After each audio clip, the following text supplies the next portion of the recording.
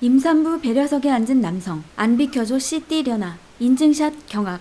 지하철 임산부 배려석은 임산부에게 배려를 해주는 우리 사회의 미덕과 같은 것입니다. 하지만 최근 온라인상에 임산부 배려석에 앉아서 자리를 양보하지 않고 이를 뿌듯하게 여긴다는 글이 온라인상에 올라와서 논란이 되고 있는데요. 2022년 1월 21일 한 온라인 커뮤니티에는 본인이 오늘 진짜 뿌듯했던 거라는 글이 올라왔습니다. 해당 글에는 사진과 함께 안 비켜줘 XX야 꺼져 라는 욕설이 적혀 있었습니다. 공개된 사진에는 한 남성이 임산부 배려석에 앉아 있었고 맞은편에는 임산부 배지를 가방에 부착한 여성이 서 있었습니다. 해당 남성은 서 있는 임산부를 몰래 촬영한 것은 물론 조롱하는 글을 작성하며 당당히 커뮤니티에 올린 것입니다. 임산부 배려석은 2009년 9월 서울시 시내버스에 처음 도입, 2013년 12월 서울 지하철에 도입된 이후 전국으로 확산됐습니다. 임산부 배려석은 강제적인 사항은 아니기 때문에 누구나 앉을 수 있지만 그로 인해 논란은 끊이지 않았습니다.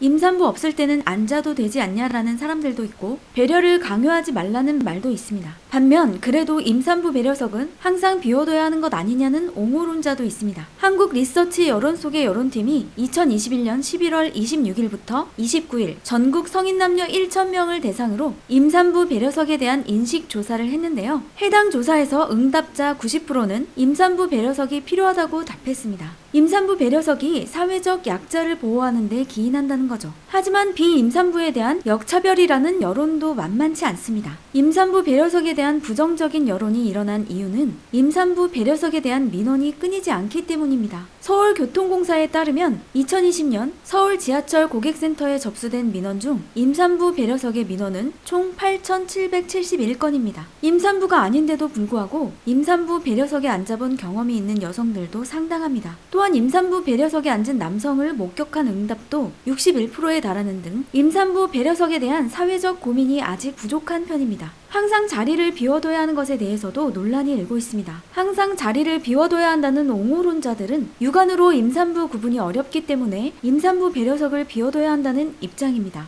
반면 출퇴근 시간 등 혼잡한 시간대 등을 고려하면 오히려 임산부 배려석을 비워둘 필요가 있냐는 여론도 있습니다. 임산부 배려석이 단순히 임산부 전용인지 아니면 교통 약자도 앉을 수 있는지 불명확하다는 점도 고민의 대상이 됩니다. 결국 임산부 배려석은 임산부가 교통 약자라는 것을 전제로 사회적 합의가 이루어져야 한다고 봅니다. 다만 임산부 배려석에 대해 이 같은 논란이 일어난다고 안 비켜줘 CX려나 꺼져와 같은 험악한 말을 사용해서는 안 되죠. 누리꾼들은 뭐가 좋다고 자랑까지 하냐? 혹은 너를 낳은 어머니는 미역국을 드셨냐? 등등의 반응을 통해 해당 남성을 비난했습니다. 구독과 좋아요, 알림 설정해주세요.